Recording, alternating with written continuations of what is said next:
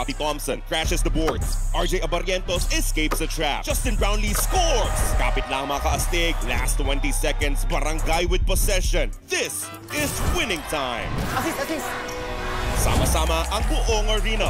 Scotty inbounds. Abarrientos sets up the play. Brownlee for 3. Pasok! Panalo! Arena Plus, the official partner of the PBA. Sama-sama manood, manalo, magsaya. Sama-sama sa arena. Huwag mong sabihin radyo, sabihin mo energy. Pangga, energy kaibigan mo. Pangga, energy ang numero 1. Kaya't tumalo na at isigaw mo. Same, pero iba. Huwag mong sabihin radyo, sabihin mo energy. Brownlee for 3. Pasok! Panalo! Arena Plus, the official partner of the PBA. Sama-sama manood, manalo, magsaya. Sama-sama sa arena. Play now at arenaplus.ph. For more information, visit www.pagcor.ph/regulatory or email responsiblegaming@pagcor.ph. Gaming for 21 years old and above only. Gambling can be addictive. Know when to stop. Chika sa Arena!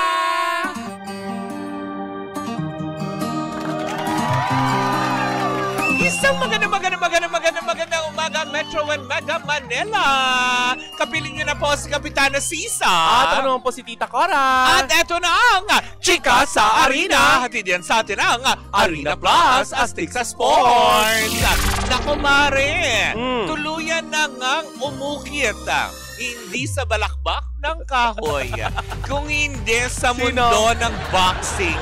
Si Manny Pacquiao, hindi Bakit? ba? Kasi nga matapos kasi talaga siya. May bagong bag si Jinky. Oo, diba? Malay mo, diba? Ano na to? Himala. Hindi na Himalayan. Himala bag. Oh, bakit? Dahil nga sa, ayan, inilabas ng balita. Charot. Malamang.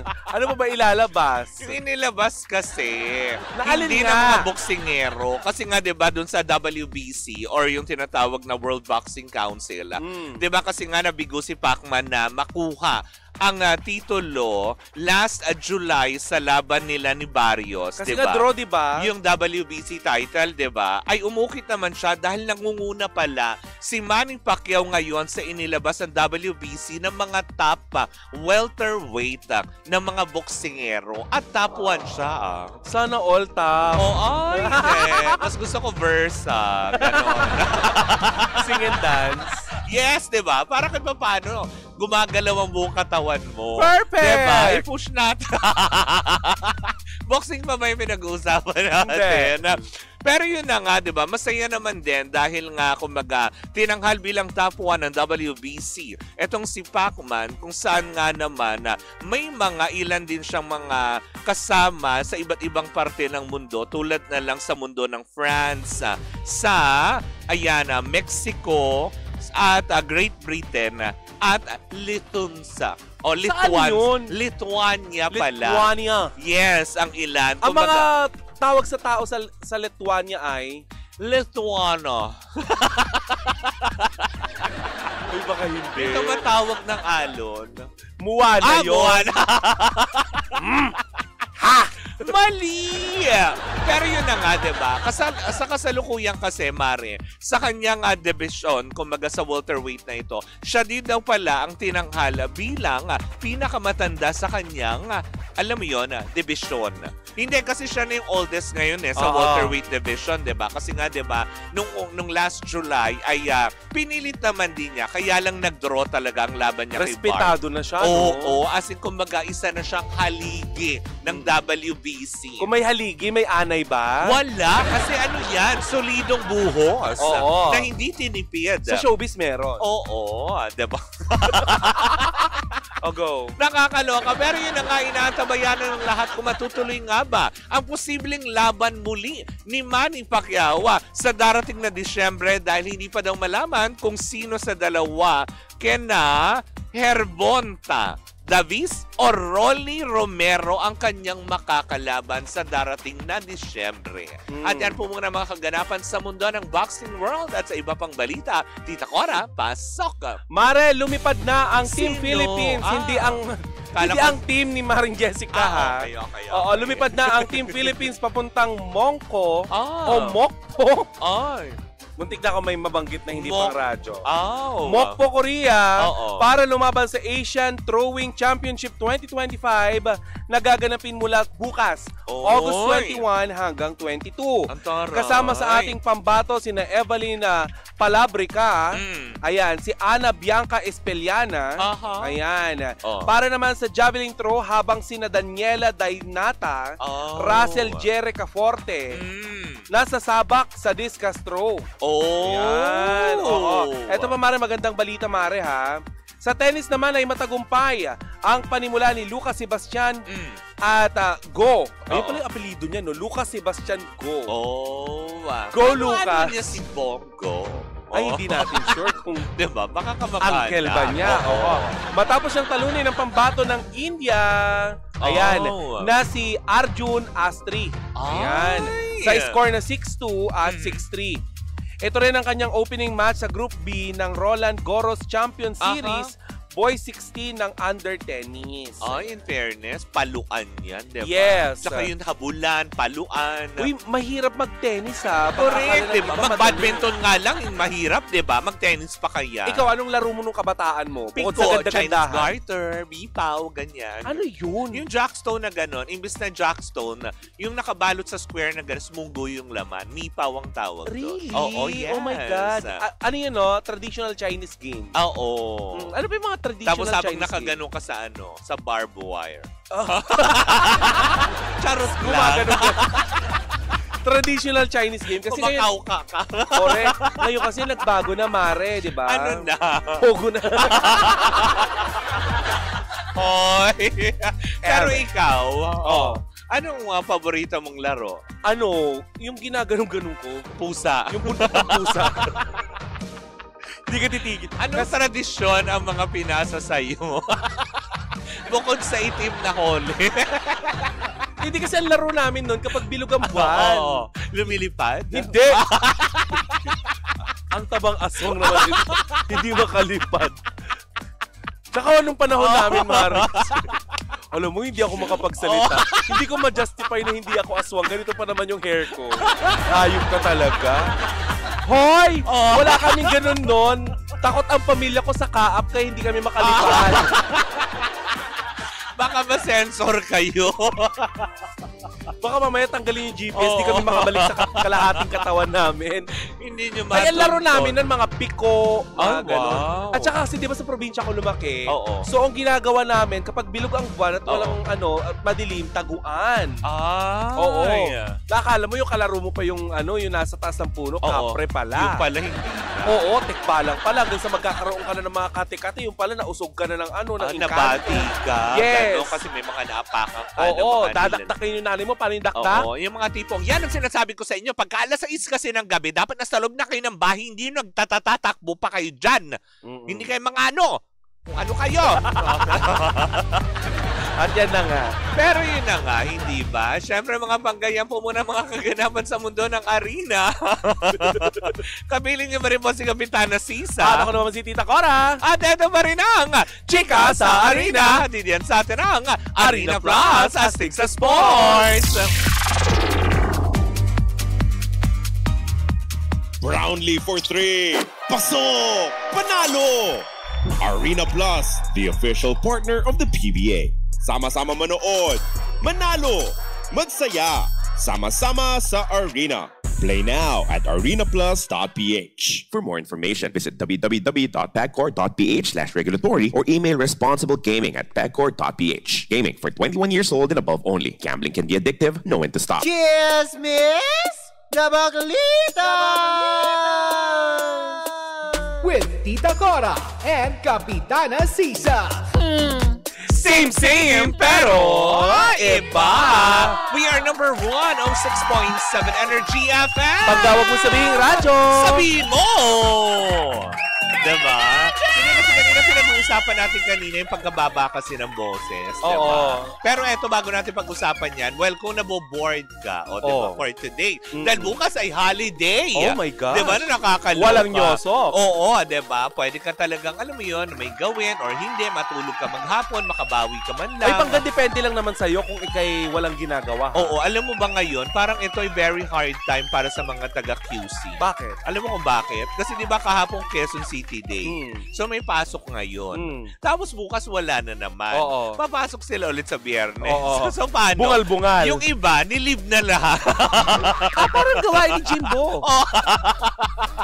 Yung iba nakalive na. Diba? Mga magagaling kayo. Diba? Kagaya kahapon si Jimbo ayaw nilang mag-leave siya. Sabi niya kasi, anniversary namin ng ng asawa ko. Sabi ko, para akala mo naman naging mabuting asawa ka. Diba, Milky? Ano nakakaloka. Pero eto, nabibigyan kita ng pagkakaabalahan kung hilig mo lang din naman mag-tongits at iba pa, well, tara na sa Game Zone. Unbelievable sa Game Zone dahil you can play real tongits with real people for free. Pwede ka rin, may chance ka maki-split over 34 million pesos sa papremyo at makakuha ng 14,640 pesos sa daily cash prize. Wow, Mare! Ang makukuhang cash credit ay pwede mo rin gamiting panlaro sa kahit anong game. Wow! Wow. Kaya, pwede rin itong i-cash out. May 2 event araw-araw. G ka na ba? G! Nako, visit gzone.ph sa kanilang social media accounts, sa kanilang Facebook, Instagram at TikTok na may username na @GameZone. Wow! Diba? Kaya nga naman, G ka na ba sa tongits? Well, tara na sa GameZone. Tandaan, dapat ang gaming fun lang. Visit pancor.ph/regulatory or you can email them at keepitfun@pancor.ph.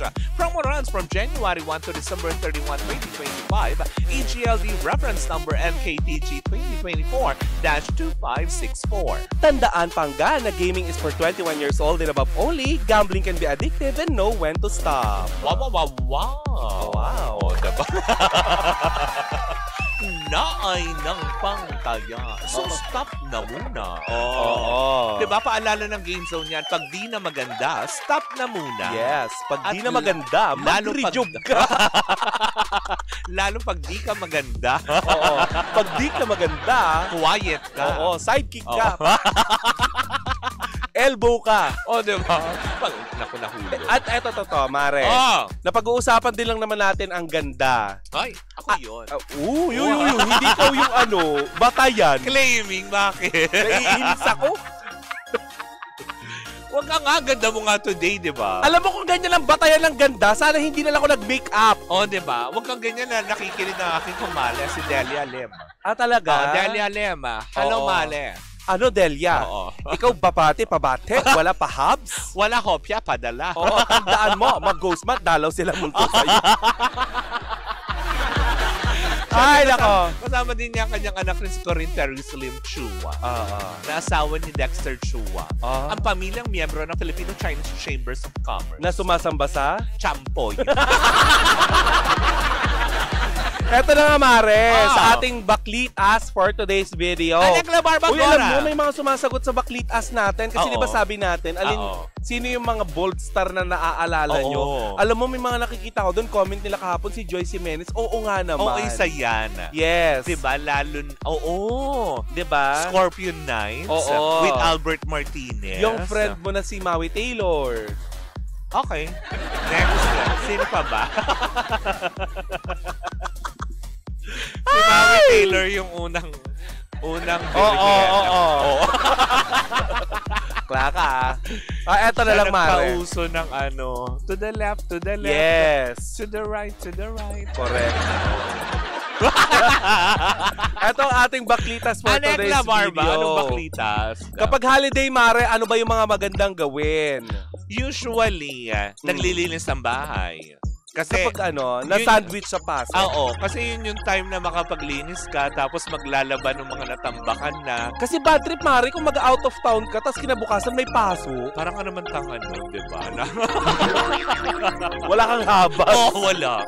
Di ba? Hindi totoo naman. Dahil kapag nagbakasyon ka na naka-sandwich, mukha kang tanga. Di ba? Hindi totoo naman. Kasi nga, di ba, na alam mo may paso kinabukasan, mag-outing-outing yes. ka, di ba? Tsaka isa pa, nagdagastos pa, alam mo, ang layo pa ng Ano Anong sabi ng nanay? Ay, naku, pag ganitong talagang wala pang pinadadala yung tatay nyo, huwag kayong kung ano-anong kinakain na. Kung ano yung nandiyan sa mesa, yun ang kainin.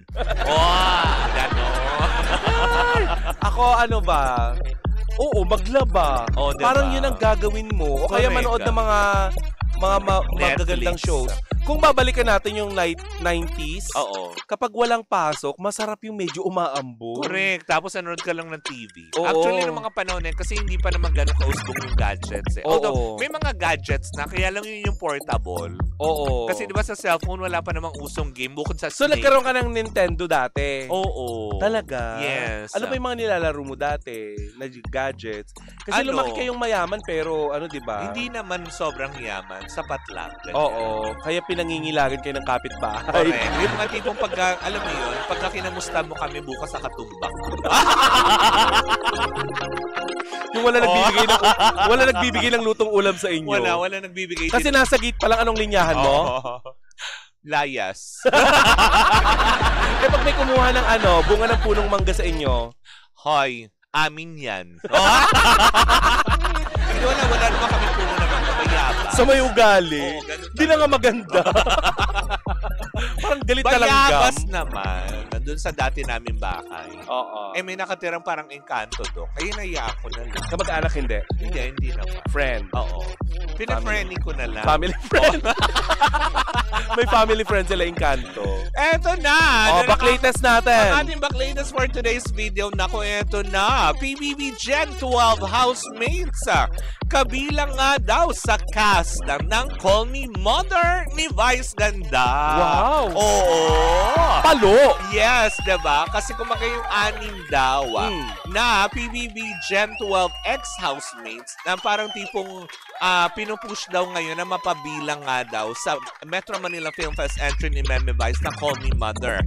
Kabilang sa mga pangalan na mga lumutang, of course, unang-una daw talaga na ipinagpaalam muli ni Vice Ganda daw sa pamunuan ng GMA7 si Shuvi Etrata na makabilang doon. Sobrang alam mo yun, love na love din niya talaga yun. Of course, hindi mawawala dyan na ating PBB collab big winner na si Mika Salamanca and Brent Manalo. Diba? Andyan din, of course, si Esnir. Oo. Talaga? Si Esnir, mapapabilang daw. Isa rin daw yan sa nirequest. Si River. Andyan. Uy, alam mo, no joke, kamukha nga talaga ni Isnir si Dr. Jose Rizal. Diba? Kapag at least mali mo, nag-reincarnate sa kanya. Bading siya eh. Hindi. Ay, si Josephine Bracken. Related pa din kay Jose Rizal. Kamukha man niya, pero ang kanyang katawan gusto kong tumawa, pero pumutok yung lalamunan ko.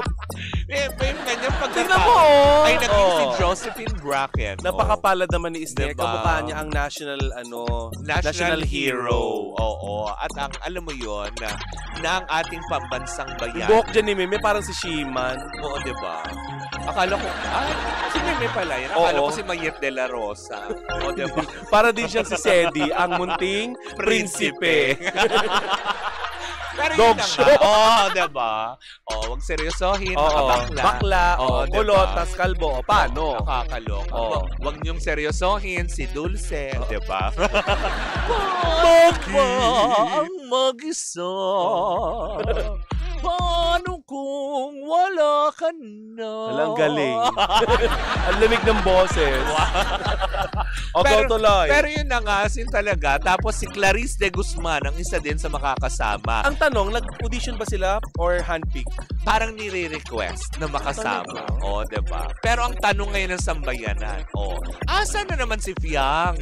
Diba? Samantala itong PBB Gen 12 na naman, ang nabibigyan ng exposure, nabibigyan ng kung anong proyekto. Hindi magre-react ng gano'n, magagalit ang mga diba? Fiang Nation. Hindi yun lang naman yung tanong ng ilan Bakit sila Fiang and JM parang nakaligtaan? Samantala yung pinakahuli nating nakita na kasama sila sa pelikula nila Kim Chu, doon pa sila sa pa-extra na kung kailan patapos na yung pelikula. Kung kailan nagmo-moment si Kim Chu at saka si Paolo Abilino. Tsaka yung parang palabas na yung CBD na mga tsaka inilabas na parang tipong hindi ba nila deserve na magkaroon ng parang magandang role? O di naman kayo sana naging kapatid na lang siya ni Kim Chiu doon. Diba? Yung mga ganon. Pero, diba, maraming tuloy nagsasabi na, ayan, epekto ba ito kasi ng medyo hindi kagandahan na nakikita ba nating epekto sa mga kinikilos ni Fiang? Kaya tuloy sabi ng ilan ako nadadamay si JM. Kuya, alam mo, diba? Eto Maria, yaman din lamang na pag-uusapan natin si Fiang. Medyo ako ang nahihiya para sa mga fans ni Sarah Geronimo, especially kay Sarah. Bakit? Kasi Mare, naglabas sa TikTok si Miss Sarah Geronimo ng kanyang version nung kilometro ata niyang kanta na sinayaw ni Fiang sa isa niyang show. Oo. Yung comment ng mga fans ni Fiang. Oo. Sorry ha, medyo may pagkadilulo kayo doon. Kasi sinasabi next pop star? Hindi. Yung ba yun? Mas maganda daw ang version ni Fiang ng sayaw kaysa kay Sarah. Ganon. Ulitin natin na. Mas maganda daw, Mare, yung version daw ni Fiang kaysa kay Sarah. Hindi po kami basyo. Hindi. Diba? Sarah Geronimo is Sarah Geronimo. Fiang diba? is Fiang. Fiang is Fiang. Kaya tuloy ngayon, diba? Itong Gen 12 ngayon. Kasi gaya nga ng pabiro niyang sinabi, diba? Oo. Sa lahat daw ng mga batches ng PBB, ang Gen 11 daw ang pinaka-the best. React. Oo. Pero yun na. Pero yun na nga. Kasi nga ngayon, parang sinasabi, ay, bakit wala man lang din at hindi man lang nahagip na i-considered sila na makasama? So, ibig sabihin ba talaga, ayaw din nung iba na makatrabaho siya because, alam mo yun, baka may katotohanan ba? Yung mga naglalabasan na issue na ikaw ay, alam mo yun, medyo hindi magandang katrabaho, diba? Uy, teka lang, Mare, maiba ko lang. Kasi mula nung lumabas yung PBB, wala pa silang collab ng mga dating housemates. Yes, diba? Never ko pa sila nakitang magkakasama. Oo. As in, never.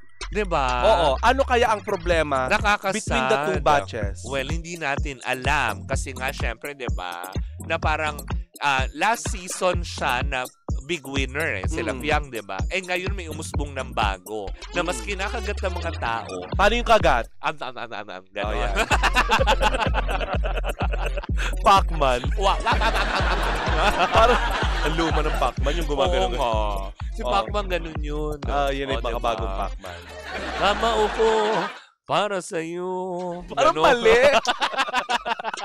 Mali! Bakit? Di ba yung kamao? Para sa'yo ang laban na to. Hindi, yung kamao ko. Sa bagay version mo yun. Yes, di ba? Bakit? Baka mamaya i-revive na naman yan ni Fiang. Oo, di ba? Sasabihin nila mas magaling si Fiang kumanta kaysa kay Manny Pacquiao. Manny Pacquiao is Manny Pacquiao and Fiang is Fiang. Mas magaling siya kay Pacquiao. Paano yung reaction?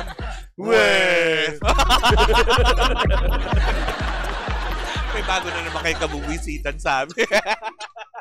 Kaya nga tuloy sabi ng ilan sige, pagpatuloy mo lang din. Parang hindi nagiging maganda ang epekto ng mga publicity. Kahit pa sabihin mo na sige for clout yung ginagawa para kasi sumikat, diba, mas lalong pag, alam mo yun, interesting ang tao. Kaya lang nagkakaroon ng negatibong epekto na kung saan nga naman ang mas napapaboran na ngayon yung Gen 12 housemates. Oy, no offense maganda talaga itong si Fiang. Walang question doon, maganda tong bata na to. Magaling din siyang umarte kasi napanood ko yung isang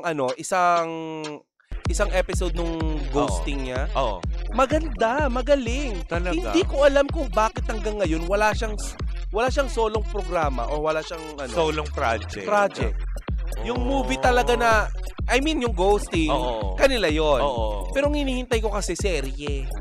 Kasi kung matatandaan mo, Mare, eto hindi sa pagkukumpara. Total kayo mga fans ni Fiang, diba? Teleserye sa national TV. Yes. Kung maaalala mo, Mare, ilang buwan pa lang ang nakalilipas nung lumabas si Kim Chiu sa PBB, nagkaroon kaagad siya ng yung bok-bok. Yes, sa pelikula. Teleserye yun. Sana maulit muli. Yes. With Jay Cuenca. No, Gerald Anderson. Kasama din si Jay Cuenca doon. Yeah, if I'm not mistaken, kasama din. Sila yung mga naka-army nun eh. Hindi. Yung naka-uniforme. Bata pa. Naka-uniforme si diba? Na parang tapos sundalo. Yes. Kasi may poknat doon yata yun. May poknat si yata doon. Tapos nagsunod-sunod yung proyekto na hanggang sa, alam mo yung love team ng Kim Emeralds noon. Umalingaw-ngaw na ng umalingaw-ngaw ng husto. Kasi diba, kung hindi ako nagkakamali, Mare, sa loob pa lang ng PBB, mainit na ang JM Fiang. Yes. Bakit kaya hindi siya nagkaroon ng sariling show ang GM Fiang paglabas nila? Eto ha. Diba? Yun lang naman yung tanong mo. Eto tatapatan ko yan. Sumikat sila because of PBB. Alam natin yan. Yes. At alam din natin si Fiang talaga influencer naman kasi talaga on digital. Yes. Diba yung mga ganon? Pero, kung titignan mo ang Love Team, tamo yung Andres Mulak tsaka yung partner niya ngayon. Iba ang clamor nun. Nagsimula lang din sila. Tamo yung ghosting nila. Tsaka yung kailano, yung prinsesa ng Class E, Section E. Diba? Diba? See? Mutya ng Section E. Yun, diba? Parehas online. Kaya lang ngayon, naisip ng Viva, let's take to the next step. Kasi kinakagat sila online eh. Anong ginawa? Ay, nilagay sa free TV channel ngayon na napapanood na sa TV5. Diba na ngayon? Tapos, this coming September, may pelikula. Gusto nyo ba makita yung dalawa na dito? Solo. Diba? Solo movie under Viva. Diba? Pwede ba nating tawagin sila Andres Mulak dito sa Energy soon? Why not? One of these days, diba? So, alam mo yun, ganun lang. Nakakalungkot lang din for Fiang, no? Na nag-winner ka, hindi ka nabigyan ng napasama ka sa pelikula, pero cameo role as big winner, ito lang. Hindi ka naman kumaga parang ini-introduce as new star eh. Kilala ka na eh. Kilala ka na at the same time, PBB Gen 11 big winner ka, gaya ng kiniklaim mo. Diba, hindi ba dapat solo ka agad? Dapat ganito. Pero, yun lang. Between Angie Salvacion and Fiang? Wala. Uy, ang sexy ni Angie Salvacion sa ASAP. Napakagaling niyang sumayaw. Ikaw? Ha? Angie Salvacion. Tsaka Fiang. Angie Namoto. Yung Japanese artist. Hindi, wala talaga, sorry. Para, alam mo yun, it doesn't mean that I don't like them. Kaya lang, syempre, diba, may kanya-kanya tayo ng gusto. Ito yung observation lang natin. Yes. Diba? And, diba, kaya lang naman namin kinukumpara kasi kayo po ay kinumpara nyo na din yung version ni Fiang. Correct. Kay Miss Sarah Geronimo. Kay Sarah Geronimo na kayo nagsasabi na mas maganda. Uy, wag po tayong ganun sa mga hindi naman sa pinangungunahan namin kay mga fans. Para medyo nakakahiya. Correct. Diba? Baka nahihiya na din si Fiang. Kasi batikan na eh. Veterana na si Sarah. May pundasyon na si Sarah sa sa industriya para i-compare nyo po si Fiang. Baka si Fiang mismo nahihiya na. Correct, diba? Diba? Bigyan nyo naman ng kahihiyan yung mga artist na sinusuportahan ninyo. Russell Vargas, thank you. Yung sinasabi ko palang teleserye, tayong dalawa. Yun yung kasama si Gerald Anderson, Jake Cuenca, and Kim Chu. Sana maulit muli ba yung dati? Ayan. Yun yata. Yung unang-una. Pa-check ako, Gerald Anderson and diba? If I'm not mistaken na yun, sana maulit mo. Diba, sabi nga nito ni Stel Flores, nakita ko yung 4 Bad Boys and Me. Ang pangit ng narration ni Angie. Well, wala namang pangit at maganda talaga, sa totoo lang. Baka na masyado lang mataas yung standards mo. Or, baka hindi siya pang dire-diretso, pang series dapat. Yun yung sinasabi nila, Mare. Maganda sana yung 4 Bad Boys and Me kung naging series siya. Na pinuputol-putol. Para may may progreso. May aabangan. May progreso din sa character development, chu-chu-chu. Tapos na di-develop ng nade-develop. Yes. Parang sayang. Sayang, din dire-diretso. But anyways, diba? Wala naman tayong magagawa, tapos na. Diba? Ashtin Olviga. Yun yung partner ni Andres Mulak. Yes! Diba? Alam mo kung sino nagpakilala sa akin yung Andres at saka Ashdress ba sila? Si MJ Marfori. Hello, kapatid. Diba? MJ Marfori. Ikaw, may kapatid ka rin sa TV5. Correct. Sino? Diba? Si Cheryl Cosim. Siyempre, si Jiggy Manikan. Kompletuhin na natin. Julius Babaw. Na parte ng Frontline Pilipinas. Wow! Pwede na ba? Uy, wag. Huwag natin agawan ng trabaho si Ate Karen. Hindi, pwede naman tayo maging sidekick ni Ate Karen. Hi, Kalad Karen. Pwede po kaming pang-field. Nakakaloka, utang na loob siyang magpakilala ka muna, sabi ni Russell. Kilala naman na si Fiang. Kilala nga lang siya, hindi lang siya nabibigyan ng, alam mo yun, na perfect timing. Magandang break. Sa bagay, Mare, alam mo, wag na din naman natin questionin yung timing ng bawat isa. Kasi kung maaalala natin, bago naman sumikat talaga yung tala ni Sarah Geronimo, ilang taon muna ang lumipas. Yes, diba? So may proper timing talaga siguro sa bawat artista. Kung hindi pa magpa-pandemic, hindi naman mag-hit yun. Oo. At saka nagkataon din kasi na lumabas yung mga negatibong issue tungkol kay Fiang. Yes. Sunod-sunod, di ba? Nakakalungkot lang. Pag ganun bang artista, kailangan ba nagpapahinga muna?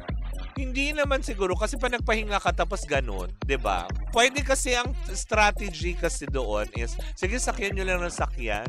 Kaya lang kasi ngayon yung nangyayari, parang ngayon hindi na applicable yung good or bad publicity still publicity. Kasi ngayon pa nagka-bad publicity ka, ayun, ando ka sa social media, canceled ka kagad. Kaya alam mo Mari, may artista kung tama ko ng pagkakaalala, may artistang na involved sa cheating incident dati. Sino yan? Ang ginawa ng parang kanyang madami naman yan sila. Lalaki to. Ang ginawa ng kanyang magulang ay nagbigay sila ng mga pagkain sa mga mahihirap. Nag-charity event siya. Hindi ko na pangangalanan at wag mo pangangalanan. Nag-iisip lang ako, grabe ka. Kilala kita, yung bunganga mo. Kasi Mare, parang doon sa part na yon, natakpan yung ginawa niyang negatibo. Oo. Niloko niya? Hindi ko alam. Iba basta. At yan na nga ang kabuuan. Iba pa yung artistang ng Jombog. Ay, iba. Iba yun. Oo, ito hindi naman ng bugbog. Yung binugbog-burn na niya yung Hindi naman. Oo. Magkaiba. Ay, pakilala na nga natin nung nagbigay si Daniel Padilla ng pagkain ng mga aso. Diba? Ng mga stray dogs. Oo. Yun na issue siya kay Catherine, diba? Correct. Nung nagbigay siya ng ganun, kahit papaano yung mga tao, parang bait naman ito si Daniel. Medyo natakpan yung issue. Tignan mo si Daniel Padilla ngayon. Correct. Wala siyang programa ngayon, wala siyang project ngayon dahil paparating pa lang ang Incognito. Pero pero hindi siya nawawala. Correct. Hinahanap siya. Daniel Padilla is Daniel Padilla. And Fiang is Fiang. Mas magaling siya kay Sarah. Paano yung reaction? But anyways, ang mga panggayang ko muna ang ating unang chika for today's video. Sa aming pagbabalik isang umatigabong chikahan na naman ng dala-dala ng dalawang bakla. Muli po ako po si Kapitana Sisa. At Takechiwachi, ang iyong tita Cora. And we are still same pero iba. Tuloy-tuloy pa rin po ang ating tugtugan. Siyempre, dito po lamang yan sa number 1 ng 6.7 Energy FM. Ang gawag mong sabihin radyo. Sabihin mo! Pwede sabihin mo.